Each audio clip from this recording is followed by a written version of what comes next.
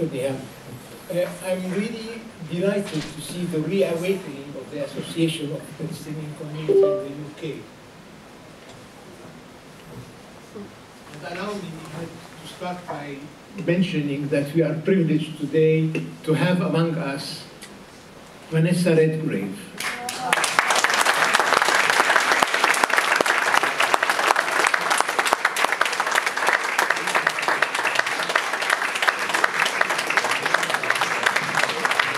Vanessa Redgrave, that both the world-famous author Tennessee Williams and the famous, world-famous actor, right-wing, Charlton Heston, both said that she was the greatest actress on earth. Wow.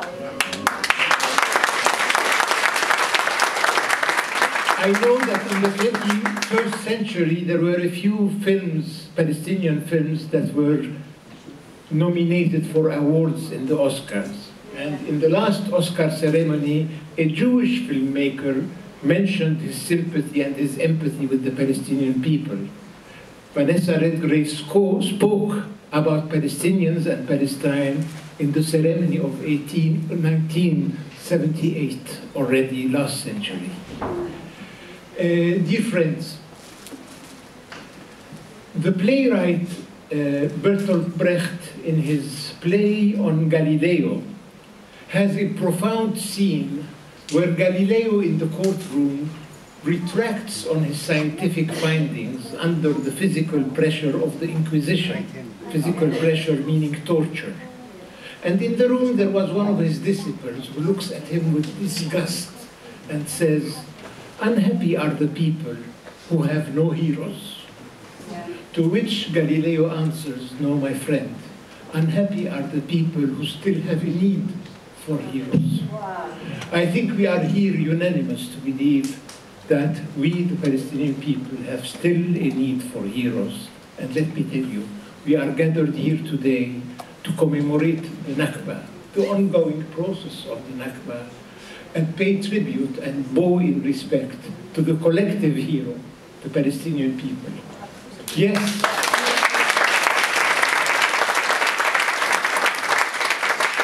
Yes, we are exhausted, physically and psychologically. Yes, we are wounded. Yes, we are bleeding. Yet, we are unbroken, untamed, undomesticated, unbowed, and undefeated.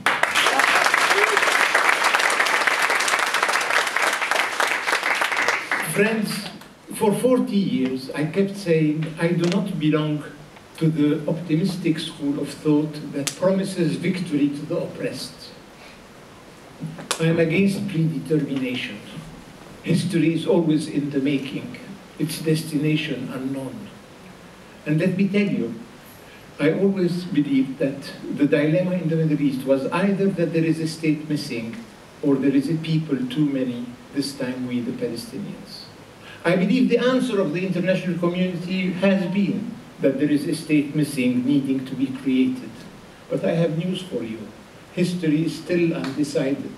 And our task, our challenge, Dr. Nihal, is how to help history make the right choice. Up to recently, because we have been the victims of European history, we did not get our legitimate share of sympathy, solidarity, and support. Many trivialized and banalized our suffering, which was hardly even recognized. Our victims, unmourned, looked as though they were nameless, faceless, motherless, fatherless, childless, worthless. But today, things are changing. And you have been one of the many vehicles of the change that is occurring. Political scientists, during the last 2 decades, have once announced the end of history, Fukuyama, or at other moments have announced the end of ideology. Well, today I'm proud to say that I am sure that at least we haven't witnessed the end of idealism. And I believe that the demonstrations of Washington, of London, from Belgium to Berkeley, that are occurring on a weekly basis, on a daily basis, are a proof that we haven't witnessed the end of ideology. My friends, there are promising signs around the world. And I believe one of those is the number of Jewish individuals and institutions that have been extremely assertive and vocal, saying, "Not in our name." And I have frequently repeated to Jewish audiences, including in synagogues, by saying, if a Palestinian state is our right, it is the moral obligation, the ethical duty of Israeli Jews and Jewish communities around the world, because they, more than anybody else, know the human price, individual and collective, that we have had to pay for the birth of the Israeli state. So it's our right, it's their duty. Another encouraging phenomenon, dear friend, is the fact that today in Western countries, public opinion is by far more advanced than the official policies of their governments. And this will inevitably be translated in the political sphere and arena at one moment, hopefully very soon, if we act intelligently. And I personally believe that opinion polls conducted in the UK show that there is overwhelming sympathy towards the Palestinian aspiration and empathy for the Palestinian suffering of over 70% of public opinion, covering including those who vote for the Conservative Party. Now let me tell you, I personally believe that this is the first election in the UK where the Palestinian, the Arab, and the Muslim vote will be struggling to make itself heard and counted. And I welcome this phenomenon. Now let me tell you very frankly, we, the Palestinian community in the UK, do not have the critical mass to weigh decisively in any direction. The Arab community is much more sizable, but unfortunately, as you know, the Orient is disoriented, and that Arab community is as fragmented as the Arab world is. The Iraqis, big community, are in three, at least, divided. The Lebanese, between the government and the opposition, at least in two. The Lebanese, 17 denominations of different religious sects, etc., etc. But we, the Palestinians, can be the unifying factor and the inspiring actor. The Muslim community is our logical, sociological hinterland with whom we should make an alliance and an osmosis. I have said at the beginning of the crisis 8 months ago that in Western democracies there is what they call the pendulum phenomenon. And here in the UK, after 14 years of conservative government, with 5 successive uninspired and uninspiring prime ministers, the pendulum was inevitably going to go towards the Labour, even if it is led by a very underwhelmingly charismatic leader, Keir Starmer. And I said some 8 months ago that our ideal scenario for us Palestinians, but also for democracy in the UK, is that Labour, who's going to be unavoidably the first party in the country, hopefully will not enjoy a numerical majority in Parliament. Unfortunately, we are witnessing the collapse of the Conservatives because of infighting and because of the competition of the Reform Party with Farage phenomenon, etc. It's unfortunate because I think it would have been healthier for British politics to have a more vibrant Conservative Party struggling to maintain as much of their presence in Parliament as possible.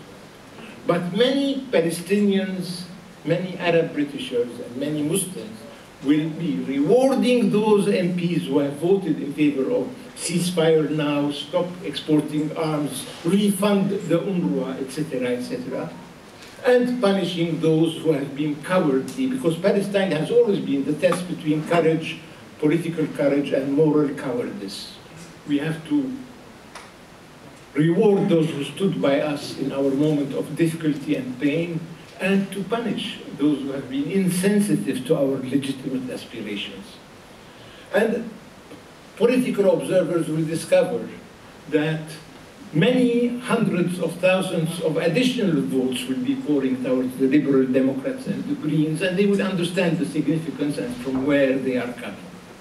But my hope, dear friends, is the following. We have to raise our voice, and this is why I'm happy that the Palestinian Association of the Palestinian Community is resurrecting. Because we have a dynamic ambassador and a dynamic embassy. But we should also have a dynamic and very sophisticated community. An embassy and an ambassador, Dr. Nihad, is a foreign agent, an external factor. You, the community, you are a domestic actor. And you will be differently heard, differently listened by all the other actors in society. And I personally believe today, with the reawakening of the association, you can engage with the sociological components of British society in a much more assertive manner. Now, ladies and gentlemen, diplomacy is the marketing department. The product back home has to be fresh, appealing, and appetizing. And those who know me, my close friends, know that my opinion for the last 25 years has been that we, the Palestinians, we do not yet have the authority we deserve better. Nor do we have the oppositions we need. We need better oppositions. So there is room for improvement. And apparently Helmut Schmidt, Chancellor in Germany some 20 years ago, used to say, the biggest room on earth is the room for improvement. So I believe, ladies and gentlemen, we should aspire more. We should be more demanding from our political establishment, left, right, and center. And if not now, when are we going to achieve national unity? When? I don't know. So I personally believe we should not allow the appointment that all the factions have taken at the invitation of China for the 26th of this month in Beijing to pass unnoticed and in a routinish manner. We expect them and we should pressure them, and we rely on you as our spokesperson towards the political establishment, that they go there with the intention of achieving an agreement and a consensus. And the challenge is the following. We Palestinians, we need to have a government that enjoys domestic legitimacy and international acceptability. Had we been more careful and more responsible in our behavior, domestic legitimacy by itself would have been sufficient. But we have not been very responsible in our behavior and attitude, etc. This is why I put the two prerequisites of domestic legitimacy and international acceptability. Now, in the past, they used to say, we seem to be condemned to either have unity, but a paralytic unity, or a clear strategy. I believe we should bypass this dichotomy. We can have unity and a strategy. And belonging proudly to Fateh, let me tell you of my exasperation often that we have been criticized, not always legitimately, for having discovered the limits of the possible 30 years before others.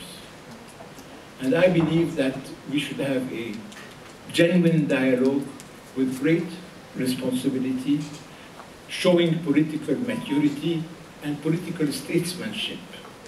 What is statesmanship? What's the difference between statesman and a politician?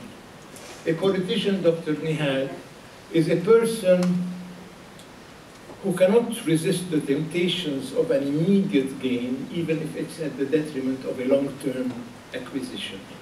And the statesman is somebody who can disregard an immediate possible gain so as to obtain and to attain a long-term gain. I believe we need statesmanship, and we need to have a very sophisticated public opinion.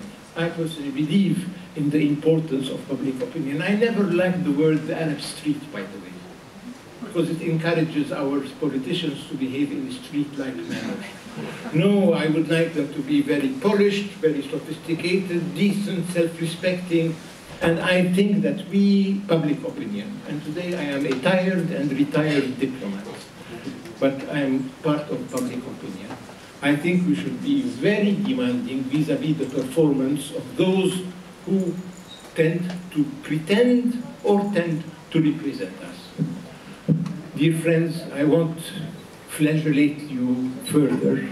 I know we are running a little bit late on your program. I have, like many people, more questions than answers, so help me, spare me of not being in the embarrassing task of having to respond to questions for which I might not have the convincing answers to, but I wish us success, and we need to be united, cohesive, perseverant, because cohesiveness was never our forte, perseverance also was never our forte. We need coherence and perseverance.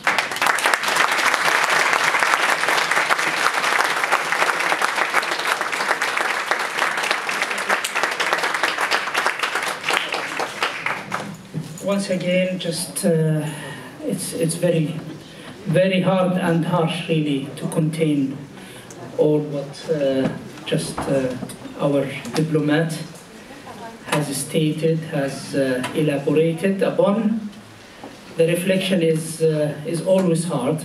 I thought all the time it was difficult, really, just to follow up.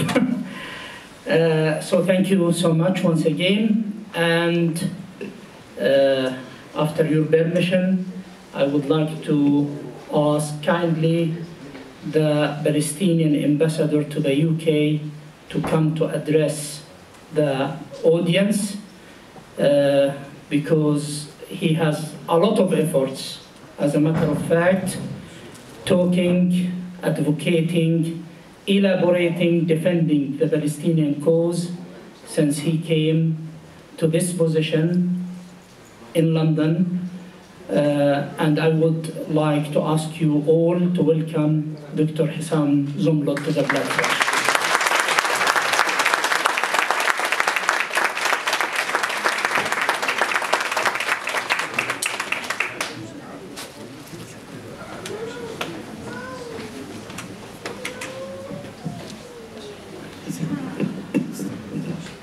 Thank you, Dr.